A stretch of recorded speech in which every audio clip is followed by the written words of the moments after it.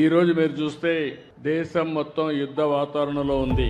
ఏదైతే మన వాళ్ళ మీద ఎవరైతే టెర్రరిస్టులు ఉన్నారో వాళ్ళు వచ్చి దాడులు చేయడం, దానిపైన దేశమంతా కూడా ఎక్కడికక్కడ చలించిపోవడం, అది చూసిన తర్వాత ఇప్పుడే కాదు ఎప్పుడూ మన దేశం టెర్రరిజానికి వ్యతిరేకం. ప్రజాస్వామ్యంలో టెర్రరిస్టులకు ఎక్కడా అవకాశమే లేదు. అలాంటిది మన దేశంలో ఎవరైతే మీరు చూస్తే దేశంలో చాలా మంది వివిధ ప్రాంతాలకు చెందిన వ్యక్తులు కాశ్మీర్కి వెళ్ళడం అతి దారుణంగా, అతి కిరాతకంగా ఆడబిడ్డల ముందర, పిల్లల ముందర మగవాళ్ళని ఇష్టానుసారంగా చంపేశారు. అది చూసినప్పుడు చాలా బాధేస్తుంది.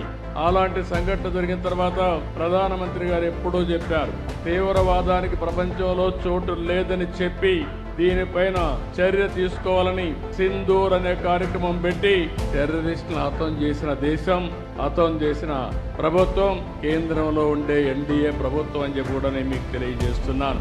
అలాంటి చేసినప్పుడు ఎక్కడికక్కడ వాళ్ళు కరెక్ట్ చేసుకోవాల్సింది పోయి మళ్ళీ ఏదైతే ఈరోజు పక్కనుండే పాకిస్తాన్ అయితే మళ్ళీ మన మీద దాడులు చేస్తూ కవ్వింపు చర్యలు చేస్తున్నారు. అయితే మన దేశంలో ఒకటే చెప్తున్నా, మొన్న కూడా నేను చూశాను, అమరావతి చివరి మీటింగ్ ఆ రోజు ప్రధానమంత్రి గారు వచ్చింది.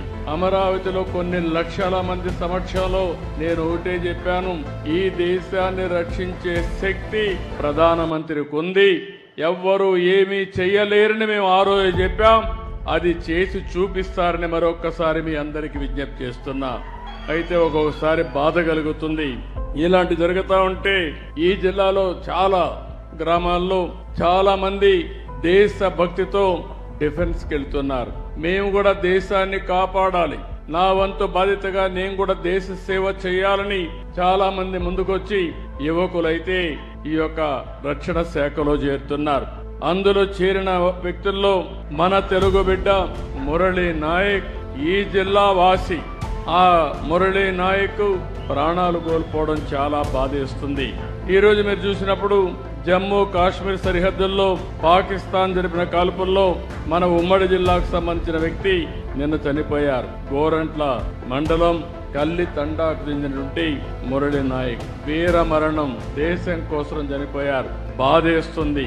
వాళ్ళ తల్లిదండ్రులతో ఇప్పుడే నేను మాట్లాడాను. తల్లి వచ్చి జ్యోతిబాయ్, తండ్రి వచ్చి రామ్ నాయక్. వారికి నా ప్రగాఢ సానుభూతి తెలియజేస్తున్నా.